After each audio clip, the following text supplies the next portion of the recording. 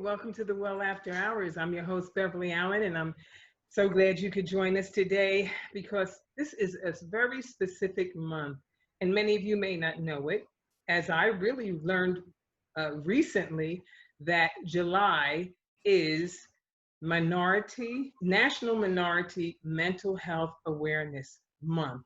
And we want to talk about that, especially now. It's more important now than ever before. And having said that, I want to say welcome to my guest, my returning guest, to the Well After Hours, Dr. Clarencia Newsome-Shade. Thank you, Dr. Shade, for taking the time again to be with us every time I call on you. Thank you. Well, thank you. I count it an honor. I'm glad that you reach out to me. You're always so good. As I say, you're always so informative, and it's always something exciting. And I'm going to get going, but I want to read your bio for any new viewers who may not be familiar with you. I have your short form you gave me, and it's Dr. Clarencia Shade, Dr. Clarencia Newsome-Shade, LCSW, and with a Master's of Education and a Doctorate of Theology, is an ordained minister and has worked extensively in education and healthcare. She is a psychotherapist in private practice and an organizational consultant offering employee assistance for businesses and Christian counseling. Dr. Shade formerly worked as the Director of Student Support Services as the head of a multi-million-dollar substance abuse prevention program for the public schools in Newark, New Jersey, where she managed a staff of 300. She holds a dual MSW degree with a concentration in clinical and administrative social work. She is the proud mother of 2 adult children and 4 grandchildren. Well, welcome back to the Well, and thank you for being with us on this month of Minority Mental Health Awareness Month. And we just have seen through all the crisis with the George Floyd, murdering, and all the trauma that now has been publicly spoken of so broadly, this to kind of cite all the years, the historical years that we have held trauma for so long and no help, no real help or programs for us. Or recognition even. Yes. So, I mean, I'm certainly gonna, let you pick that up. I think the actual program or the attention to the awareness of it, I think, started in 2008, somewhere around that time, through the CDC. And what were we doing all this time before then?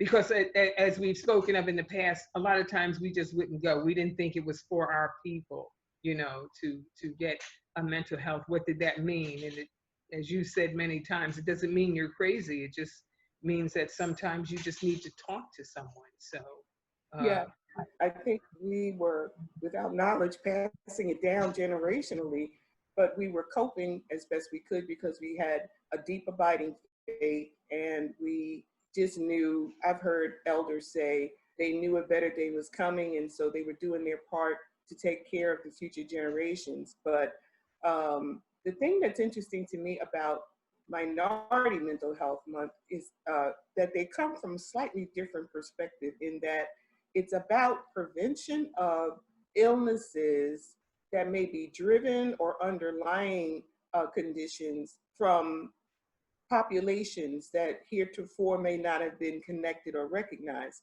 So say, for instance, you have your Native Americans, you have your Pacific Islanders, your Asians, of course you have African Americans.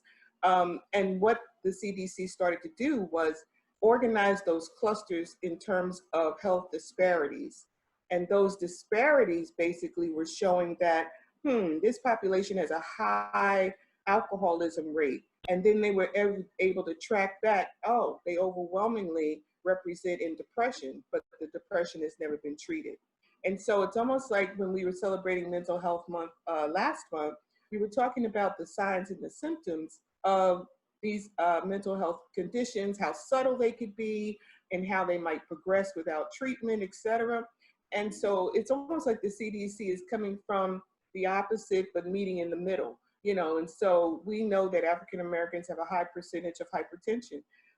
Some of that may be biological, but by and large, it's the stress and the inability to access adequate health care at an early enough phase to prevent it or to prevent it from getting worse. So what were they doing?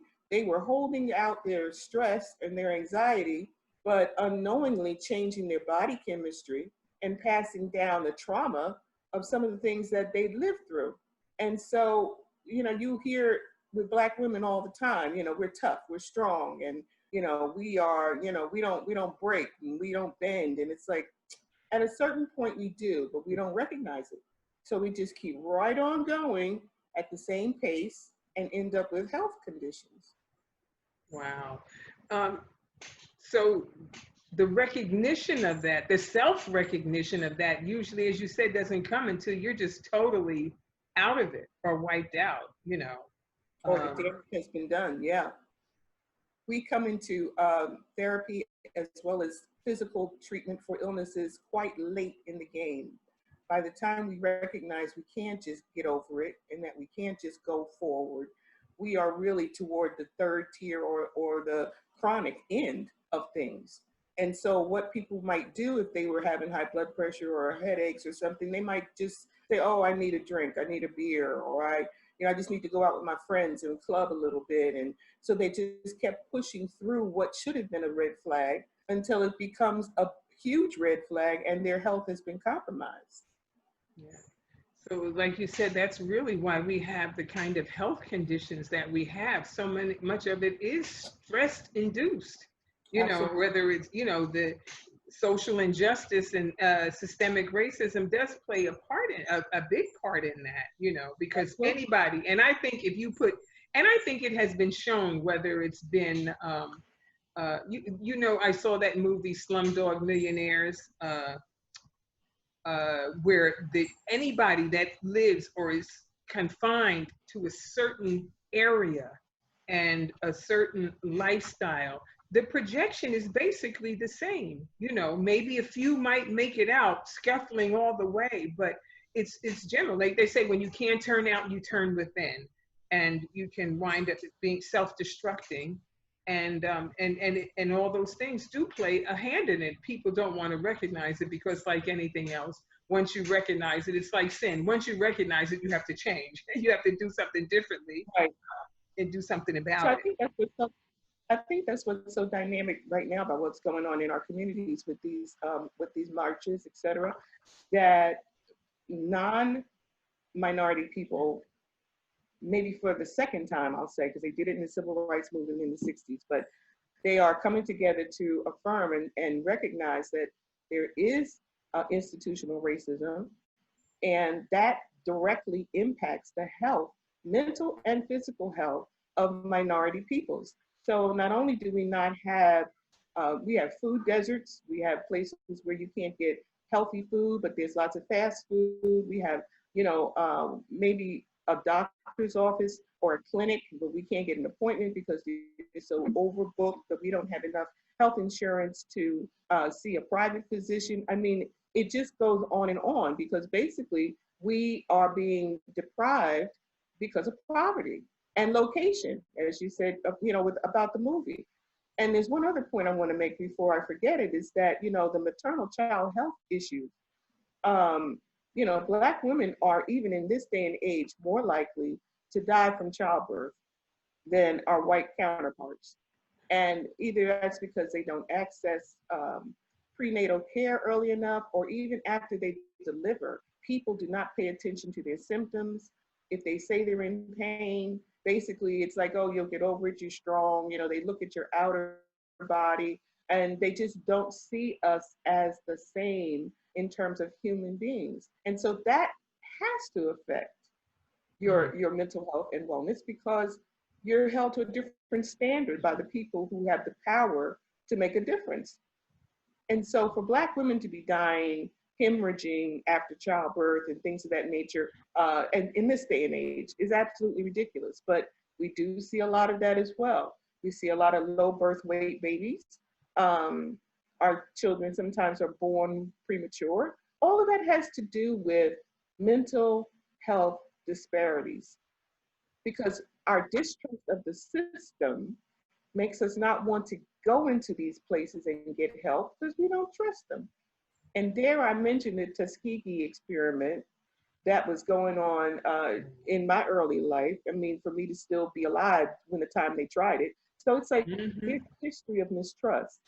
And over and over again, people will choose to not join in the system, which again, as we said, it blows it up. It makes it bigger. It's 10 times larger than it had to be. That mole turned out to be cancerous, but if you could have caught it precancerous, you know. So that's the kind of thing that minority mental health is about, recognizing how to access, not waiting so long and so late, and not just blowing off things that are really bothering you. I talked to a young woman not too long ago, and very successful, but her anxiety about all of this COVID, her anxiety about will I have a job, you know, she would not have normally wanted to admit that she had anxiety, but the truth is she did. And Mhm. so I sent some resources to her since, you know, she wasn't a client of mine, she was just an acquaintance. But the bottom line is, thank God she didn't suffer in silence. She put it out there.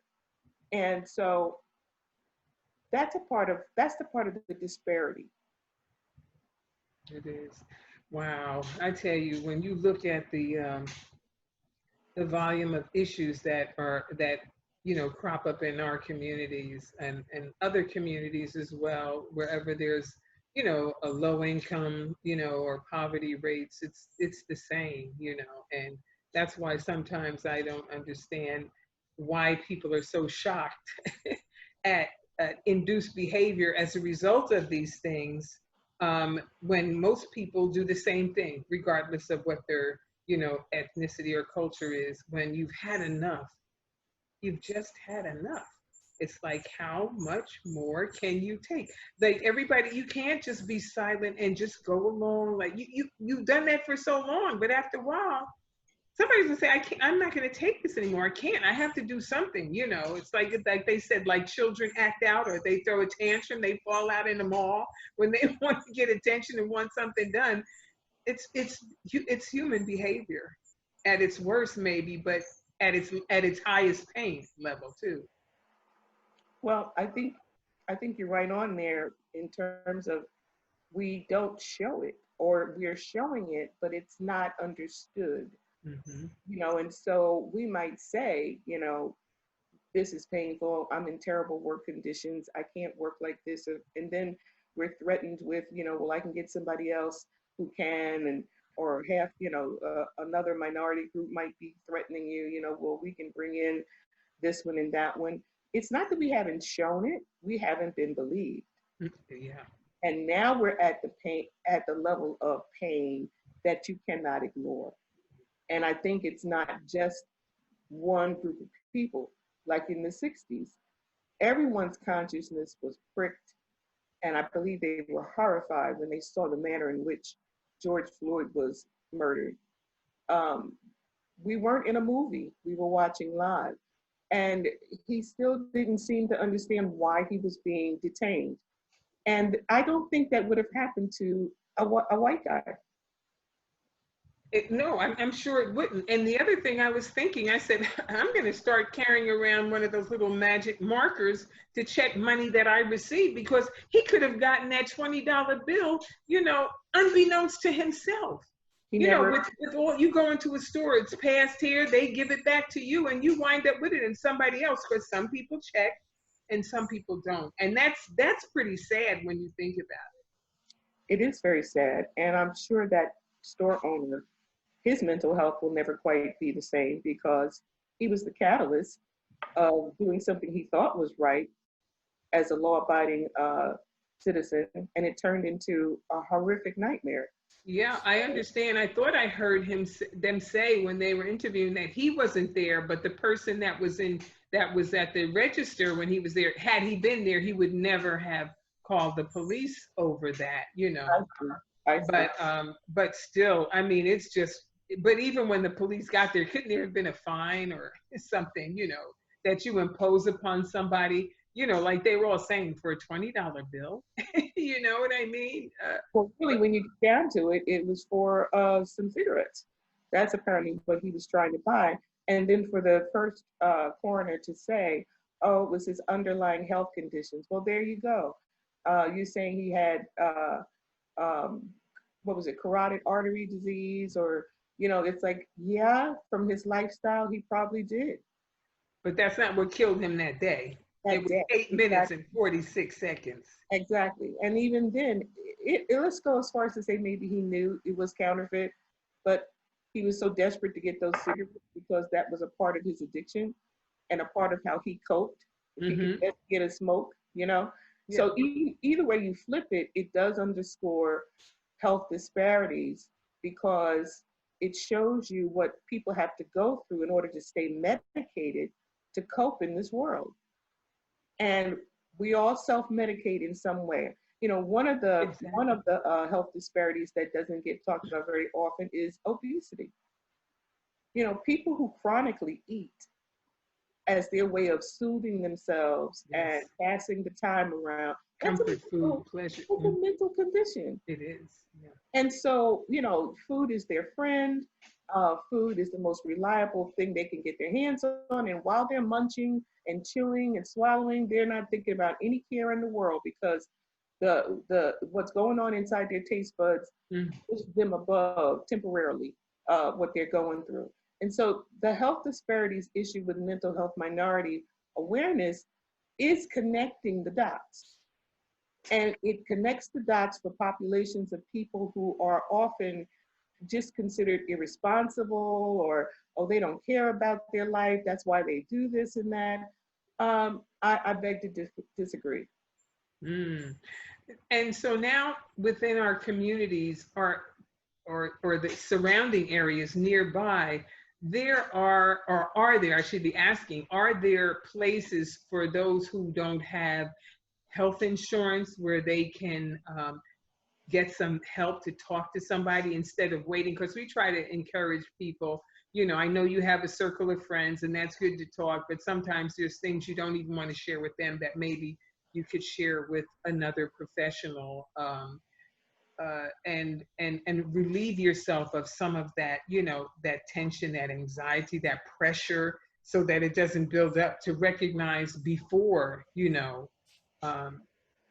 you just get to that lowest desperate state that they could go. There's a place that they can go and they can search for that somewhere, Well, that was the victory in the Affordable Care Act. Even though it has a lot of problems, it did open access to quite a few people who in the past would not have been able to have insurance. And I know that there's a percentage of people who felt it took them backwards, but it opened the door to floods of other people who were able to say, I can now go and see a specialist. You can be seen in the ER and they have to take you. They don't necessarily have to treat you well, but they have to see you if you're in the emergency room. But we want to go beyond emergency room care to prevention, to intervention, so that we can be well. So the Affordable Care Act was one of those milestones that helped people to apply and get insurance. So people could not necessarily stay at a job just because of the insurance. They could take their insurance and go elsewhere, and the whole issue about it being revamped had to do with how we were going to get the marketplace of providers and insurance carriers to give a just fair rate. And so, Big Pharma has made billions and billions of dollars off of people's illnesses. And it's a matter of a shift in attitude. And that's the shift in attitude that says, if you have this condition, you should be able to have affordable health care, affordable medication, affordable access to the specialists, et cetera. I think the medical doctors at this point are also in their own revolt because now they're in the middle. Instead of being on top of the pyramid, they're in the middle. Big Pharma is controlling one end and you have subsidies and other people controlling the bottom end. And so what they've done, some of them, they have formed their own insurance units so that the people that see them will go to a particular hospital for all of their tests and all of their treatment. And in that way, they remove themselves from the marketplace of all the other insurance companies. And so I think that probably, as the kids would say, that was a boss move. But it hasn't happened universally, but the doctors are saying we provide service, but the insurance companies, you're getting all the money. And so you have creative ideas coming out of the medical community to say, here's how we're going to reroute the system so that you can go to the hospital and see a trained professional, not someone who, got by the skin of their teeth, but they have a regular practice. The only thing that does is it increases for the doctors, either good or bad, the number of people they have to see, and as well as the amount of time that they're able to spend with each person. So I don't know if you remember when you used to go to the doctor, you had their attention for at least 30 minutes, 45 minutes. They didn't rush. They asked you questions. They listened to your heart. They talked about your family and your social life. They listened to your breathing. Yes. Now some of the doctors are under so much pressure. It's in and out. It's an assembly line. It is. And so the more we try to fix one problem, it seems like we create another problem because the disparity of wealth is really at the bottom of all of this. If we were all equal under the sun, it would change things, and the 1% would not be able to dominate all of the access. So the more you look at it, the more it trickles down, down, down, down. But to answer your basic question, yeah, there are the Affordable Care Act, and there are independent groups and clinics that also have said, well, we will do this in exchange for that, or maybe they're using medical students under supervision, but they are trying to increase access to good health care. Now we have to educate our people that it's safe and you should go. And that's a challenge, and that's something we have to do when we see certain faces on television that we consider to be, high profile people or stars, and they say blah blah blah, we tend to believe them. So just like the census right now is being pushed, and people are saying, oh well, I don't think he would support it if we were not okay. We have to do the same thing around healthcare. And when we hear our friends or our family or of a situation where someone is not doing well, they're having outbursts, they're having mood swings, or they're having pain that they can't describe in terms of what's the cause, we need to encourage them, and especially our men, to seek out medical treatment. I mean, you always have the choice of not following the advice, yes, but get close enough to at least hear what the possibilities may be. And then you can make an informed decision. I think that's excellent. That's so true. And as far as, like you say, getting the information out, trying to disseminate this would be to, in the church is the place, one of the largest places for our people to gather, and to have time allotted. Well, now I don't know how we're going to be gathering as we move forward, with the social distancing, but still have some type of way to communicate to the people in our church. You're fortunate to have that branch in your assembly, which is so great.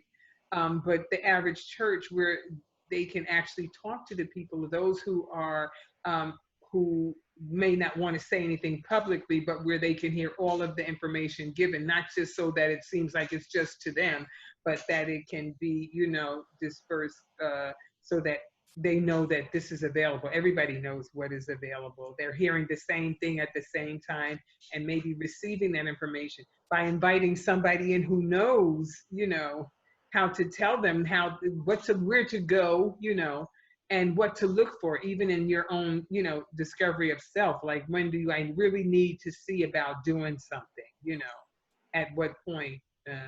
And I think that's where, like, you come in, where the actual professional, Our ministry is blessed to have a lot of competent young professionals. Every church may not, but we have nurses, nurse practitioners, we have a whole wellness ministry. And we do a blood drive once or twice a year. We don't give medical advice, but we do screening, and I've seen the nurse practitioner in our congregation. She will do blood pressure checks after service, just as a way of screening, so we are a very health conscious ministry.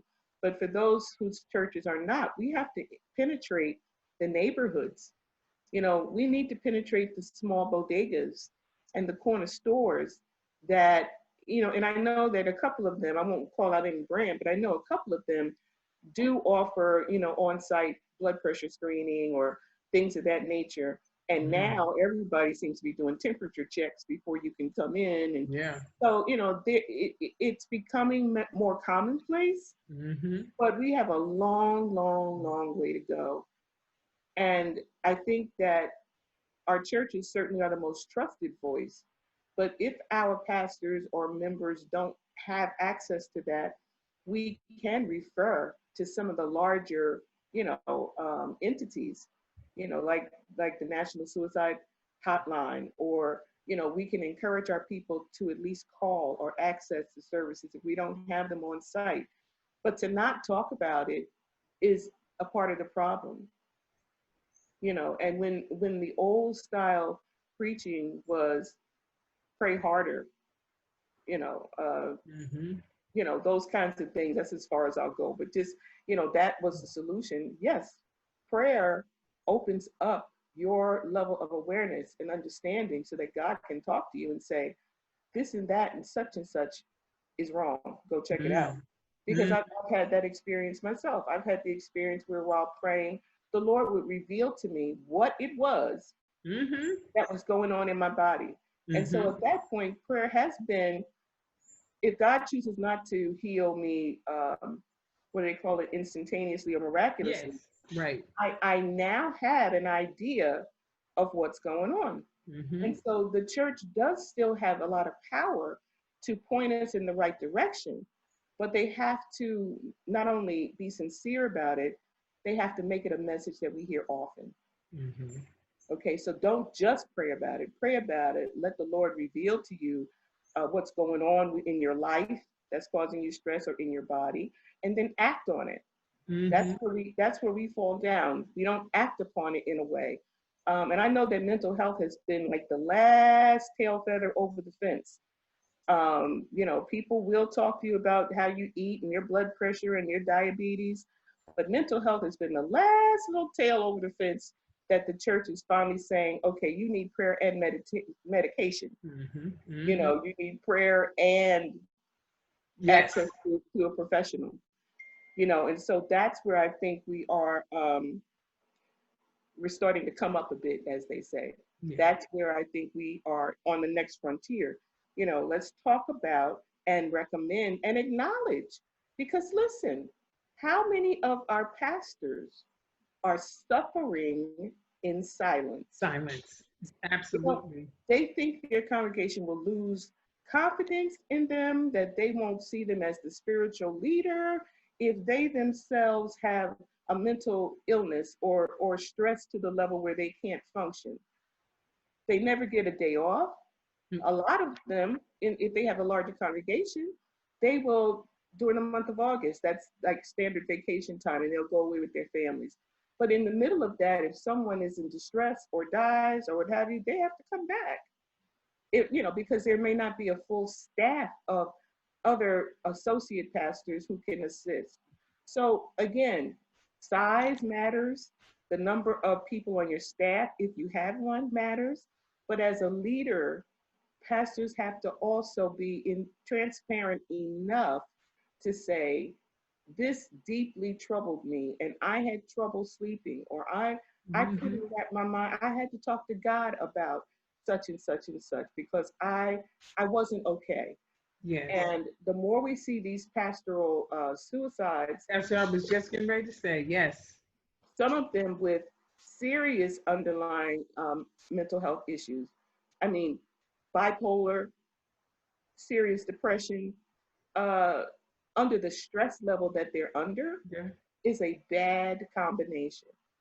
And so I think that that's the other thing, besides pointing our congregations in the right direction for resources, we also have to have our leaders to become more transparent. Don't bleed all over the people, but at the same time, if it's known, own it so that we can see that it's okay, that God Yes. will still love me, God will still use me, He will still trust me. It's not going to shut down my gift or what I plan to do with my life. I just need a different kind of health attention.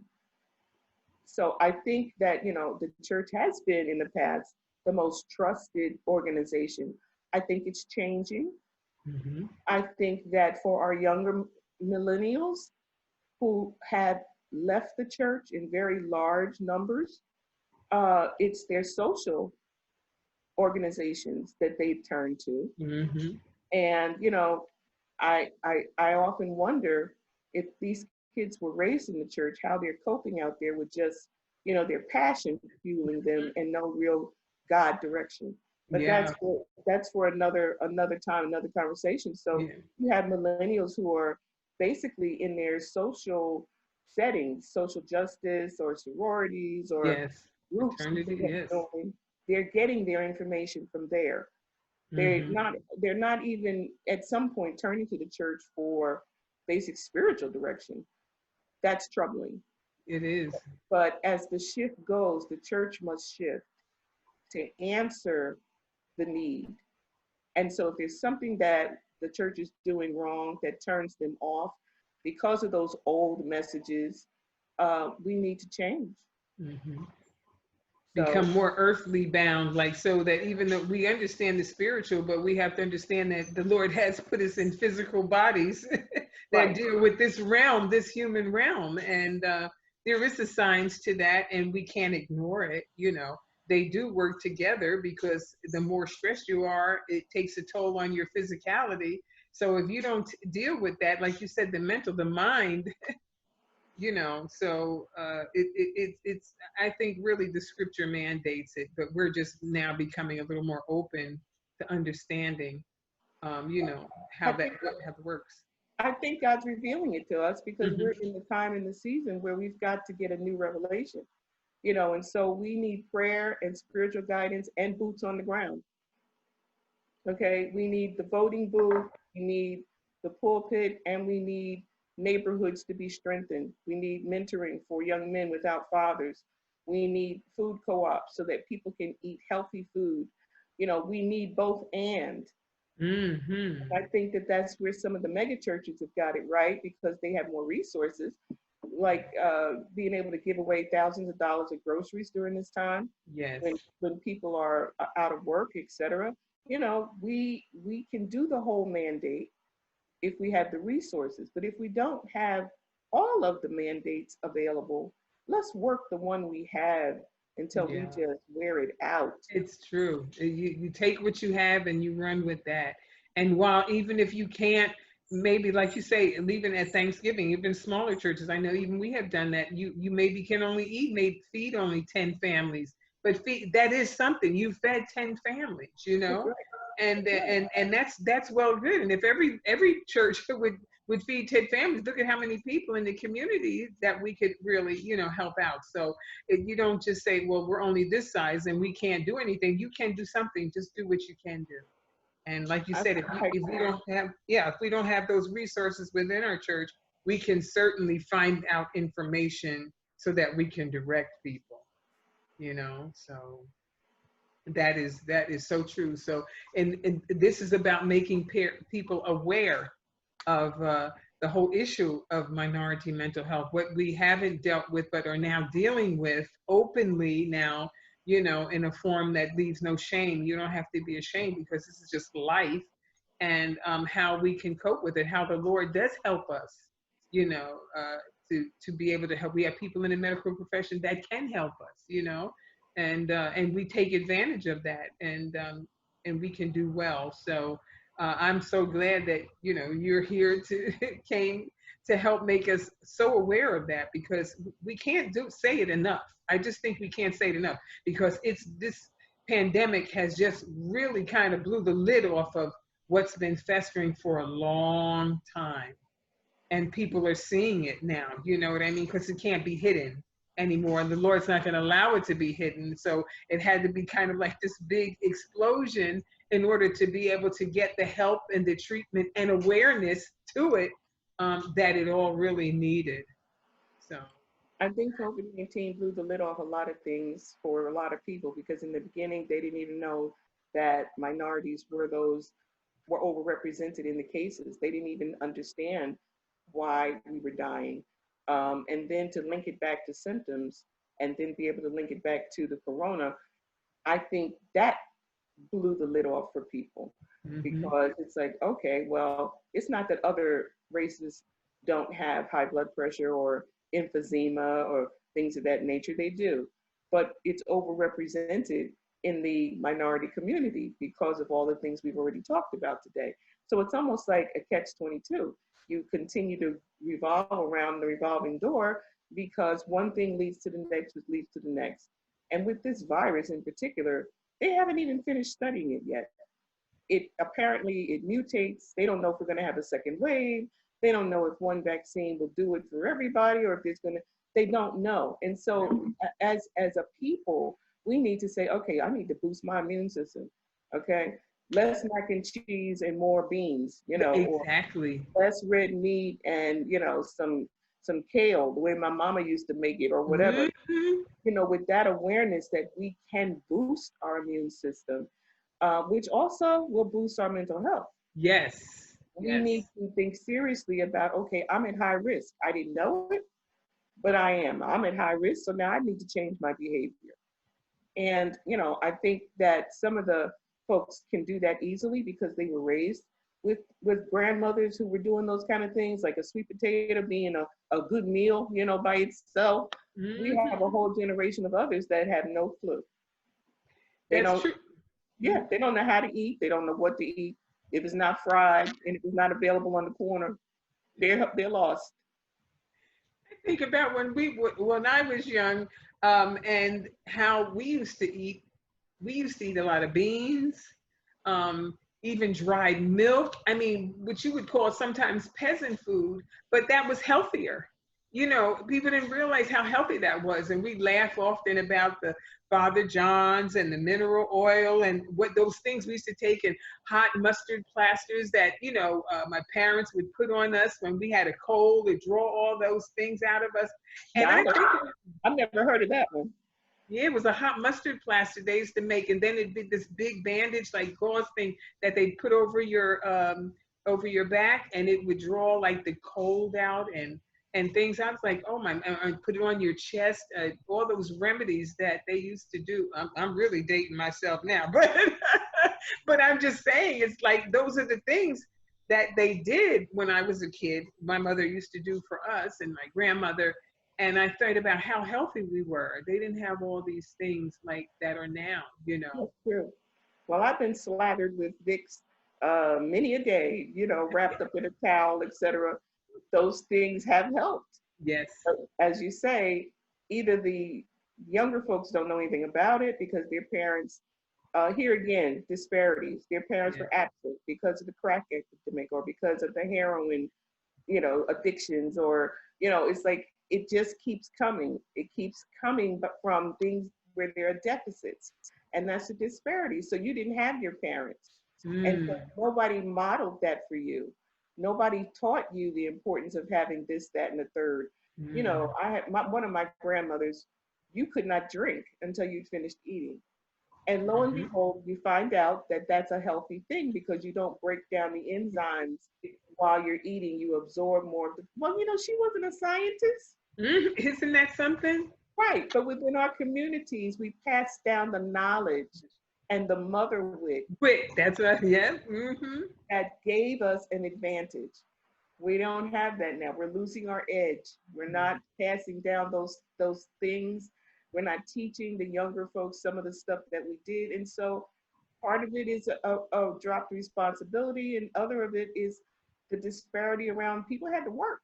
Yes, that's Mama true. had two jobs, so she couldn't come home. She had to tell the oldest child, do Hmm. this, do that, do this, do that, because mama didn't get home until 2 a.m. So Hmm. here again, the disparities, they show up in ways that set us up to be unhealthy and to have a challenge or fail. Hmm. And so as a people, we've got to go back to the things that worked. We haven't outgrown the wisdom of our elders. Mm. And we need to find, if you didn't have that in your family, then women's groups of that, things of this nature, being on, the talk shows. Let's educate our community that we have more options. Maybe you don't like running to the doctor first, but here's what we used to do. But you give that thing a time frame. If in Mm-hmm. months you still having, you need more care. We've prayed, we fasted, we laid hands, we changed your diet, we did this, we did that, and it seems to persist. Let's at least get a medical opinion and That's let's see true. what they would recommend, even if you still choose not to use them. Mm-hmm. We don't go. Exactly. And we Exactly. actually end up costing, the reason why I think there's motivation behind this, we end up costing the system 3 times as much money. Like, I'd rather have you treated during a prevention mode than having to go to high level stage 4 Yes. intervention. Mm. So if we can get you to access early, we could turn it around, or we could keep the treatment on a low level. But when you come in and you're stage 4 and there's metastases, we got big issues here. Mm-hmm. You know what I'm saying? And so Yes, yes. don't ignore the simple things. The Mm-hmm. monthly breast check, the if you're having a hard time keeping food down, and find out what that is. It could be Mm-hmm. that you have some kind of H. pylori, which is what they say causes ulcers.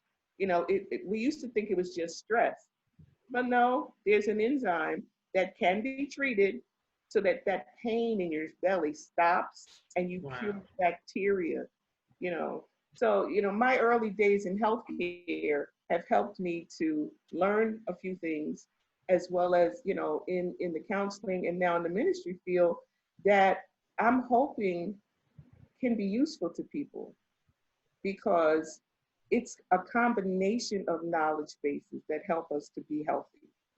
It's not all about money.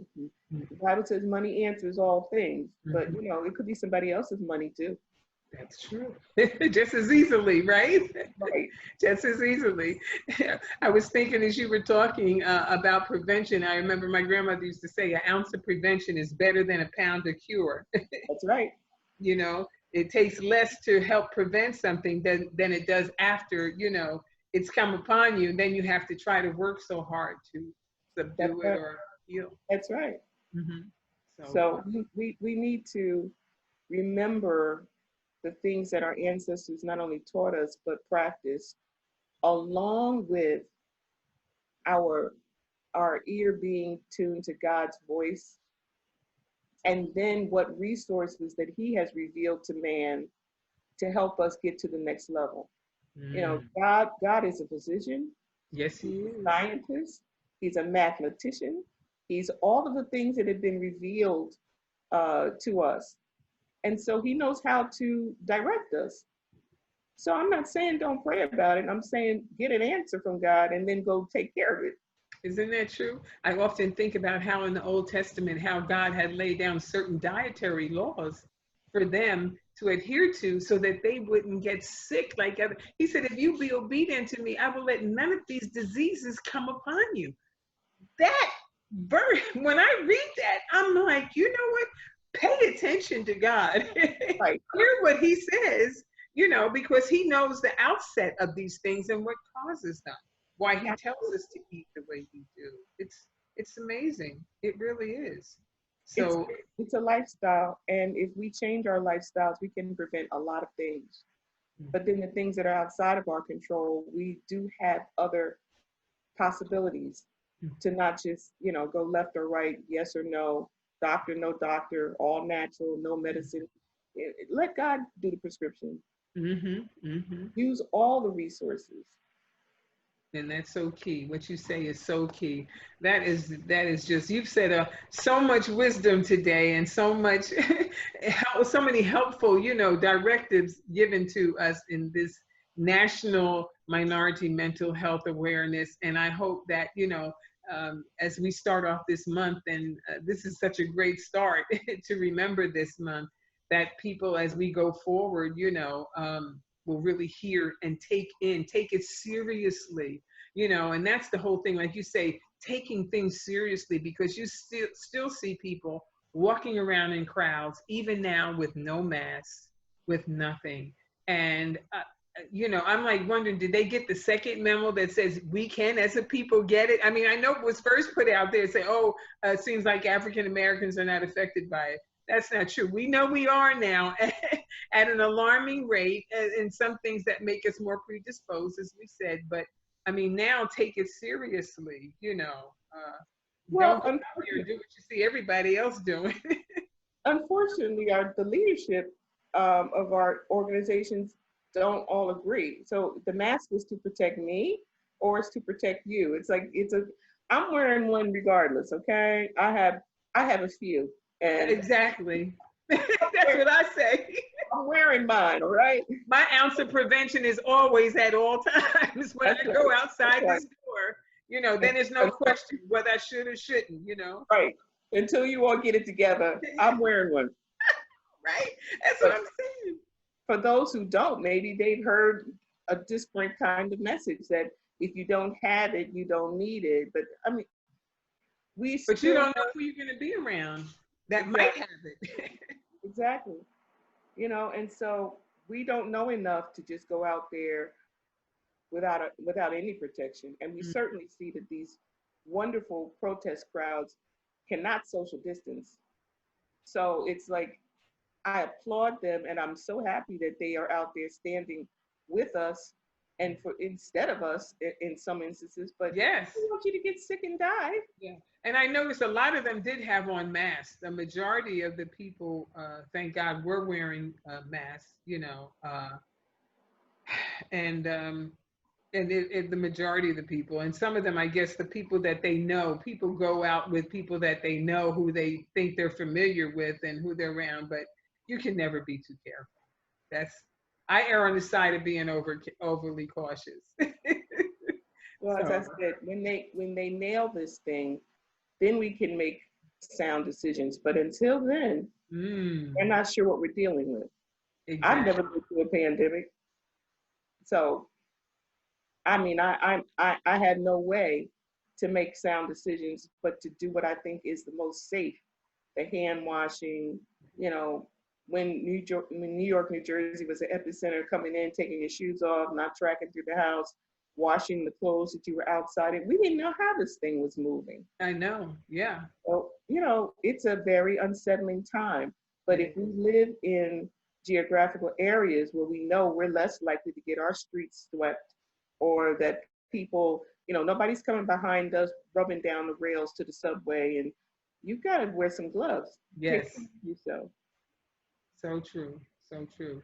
So, viewers, you've heard all of these precautions that we are still, adhering to and recommending you to adhere to. And you've heard from Dr. Shade about these mental health issues that we have to take seriously, even with our own selves, to, do more self-care and self-observation so that we know how to regulate, because we're taking care of other people. But if we don't take care of ourselves, we're not going to be any good to anybody else. And so I'm thankful for this month and month of awareness. And we hopefully and prayerfully, we can get the word out. And so I thank you, Dr. Shade, for being with us to help us to get the right word out and point us in the right direction. I appreciate that. And all of your information for the viewers who may want more information from Dr. Shade, it will be on the site here as on the program. You'll be able to, get that information and contact. And if you contact her, if she's busy, she can refer you. They have a staff at their church. I am so happy. Can you quickly tell them about Bishop? I'm so happy for the presentation he did the other month for us on what is on his heart with Sam's House that you all have established. Is just so awesome. And the story behind it is awesome too, that he was so transparent and shared with us. It's just so inspirational, and how something good can be birthed out of even something that may have been tragic. And while the Lord works things together for good, he didn't say that they were good, but the outcome, he could make it, have even a greater purpose. So I thank the Lord. Yes. Well, ever since we started the church almost 18 years ago, I have been trying and successfully talk to Bishop behind the scenes about mental health because we had some members who needed mental health attention. Some of them came with medication, some of them did not, but it was clear that there were some things going on. So we had been having this conversation for a very long time, but the impetus that sparked it was his brother's murder by his son. Mm. And at that point, I think it was hard to ignore that he had grown up all of his life like we have in church, and they were like, pray about it, pray about it, pray about it. But obviously, his nephew needed more intervention, and he didn't receive it. And even so, I believe it was his older or younger brother, three months prior, committed suicide. So there was something going on inside those young men that needed a higher level of intervention. And with the loss of his brother named Sam, all of those things came together, and he asked us if we would start Sam's House. And so we started off doing bereavement counseling, and we've just begun to branch out with different topics. But we were actually having on-site grief groups at the church for people who had lost loved ones.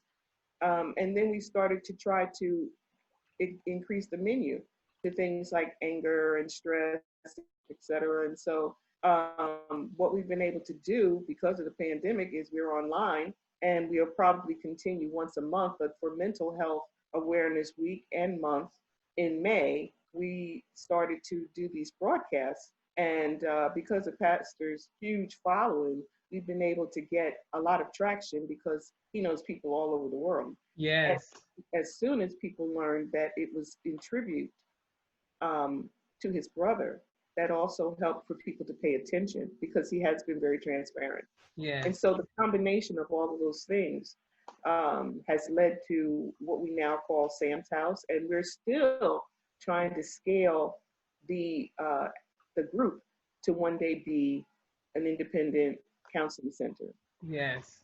I believe that that's coming. It's right around the corner that the Lord, because where he gives vision, as I said, even to Bishop, I said, Bishop, where he gives vision, you very well know he gives provision. So I'm thankful, to you all for that. And it's a blessing because, as he said, it's not just for his members alone, even for outside. And so as it grows. So I thank you all for that. Thank you so much, Dr. Shade, for being with us today. And for always, every time I call you, I need you. I call you our in-resident house counselor and therapist. I only have two of you. So I thank God for you all that I have, that I can, bring to the well after hours and get sound, counseling advice and direction. So thank you so much. I appreciate that. And to the viewers, more than well, I'm glad to lend my voice and have a place to get it out there. And your interviews and your broadcasts are just perfectly done to engage people, and I think the blessing for me to be able to be a guest on your show. So thank you for thinking of me and inviting me back. Well, thank you so much. And you will be back again. So thank you for that. And to the viewers on the Well After Hour, thank you for being with us. Don't forget, every Thursday, Facebook page, Beverly D. Allen, and on YouTube channel, Beverly D. Allen Ministries, LLC, every Thursday, 7:30 p.m. Meet us at the well. And please don't forget to like or subscribe. And you can put a little heart up there, show us some love. And we look forward to seeing you on Thursdays. God bless you. God bless. Take care. Be well.